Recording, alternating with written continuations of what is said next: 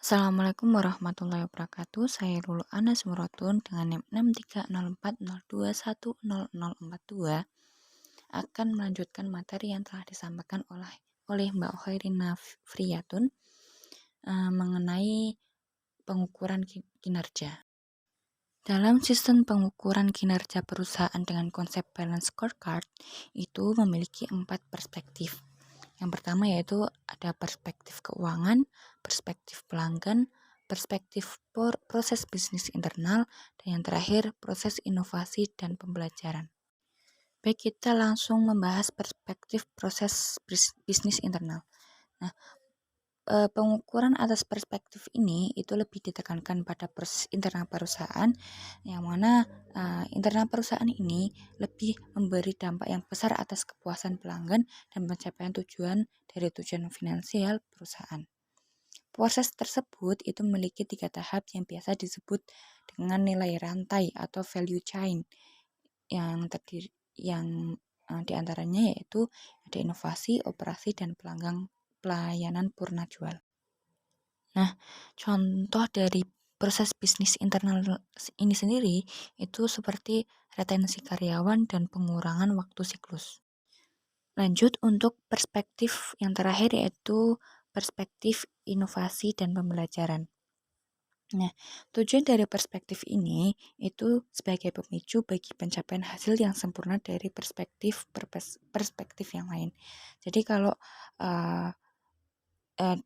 perspektif ini itu penting karena dalam perspektif ini itu kita bisa tahu apakah perspektif yang lain itu udah berjalan dengan baik atau belum. Jadi kalau misal perspektif yang lain udah berjalan dengan baik, maka di perspektif ini kita bisa aja mungkin menjamin hasil yang sempurna dalam pencapaiannya. Adapun perspektif ini itu terdapat 3 hal yang perlu diperhatikan. Yang pertama kemampuan pegawai, yang kedua sistem informasi, dan yang ketiga itu motivasi pemberdayaan dan keserasian individu perusahaan. Baik, kita lanjut pembahasan mengenai implementasi sistem pengukuran kinerja. Dalam implementasi suatu pengukuran kinerja, itu melibatkan 4 langkah umum. Yang pertama, yaitu mendefinisikan strategi. Yang kedua, mendefinisikan ukuran-ukuran dari strategi. Yang ketiga, mengintegrasikan ukuran-ukuran ke dalam sistem manajemen. Dan yang terakhir, yaitu yang keempat, itu meninjau ukuran dan hasilnya secara berkala. Saya akan menjelaskan satu persatu dari 4 implementasi tadi.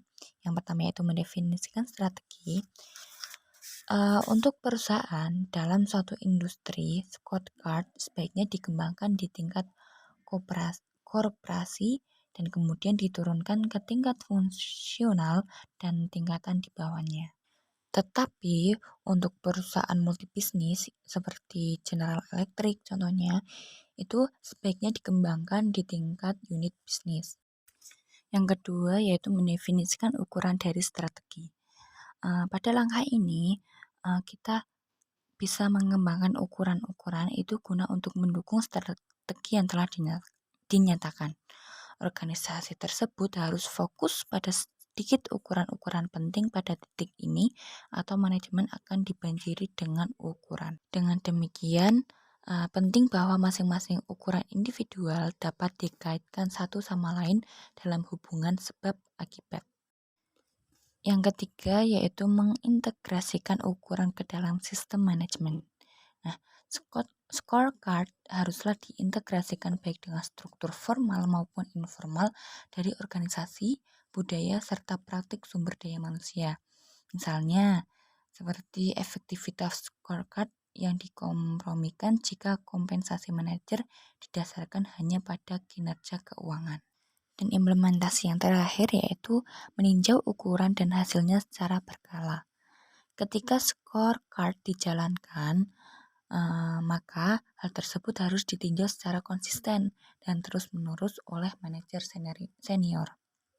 Nah, dengan itu organisasi tersebut baiknya itu memperhatikan hal-hal seperti bagaimana kondisi organisasi menurut ukuran hasil, bagaimana kondisi organisasi menurut ukuran pemicu, bagaimana strategi organisasi berubah secara tinjauan terakhir, dan bagaimana ukuran scorecard itu berubah.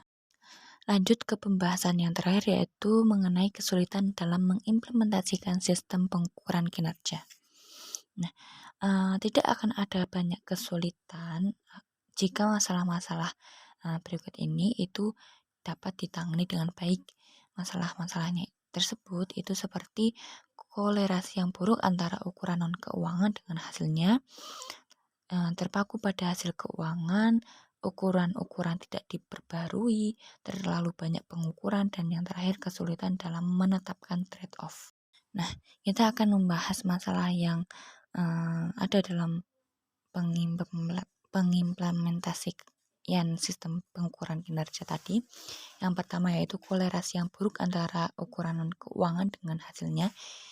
Itu merupakan masalah yang serius karena tidak ada asumsi yang melekat bahwa profitabilitas masa depan mengikuti pencapaian ukuran individual.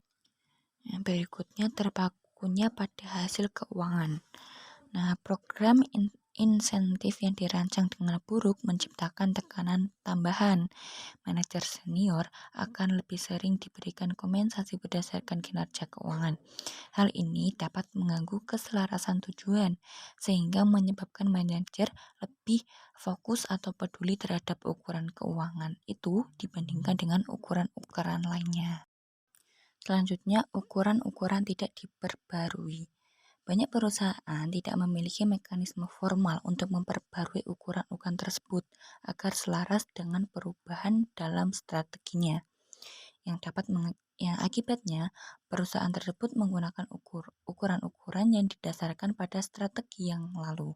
Selain itu, ukuran-ukuran tersebut sering menimbulkan kemalasan, terutama ketika seorang itu mulai merasa nyaman menggunakannya. Lanjut, terlalu banyak pengukuran.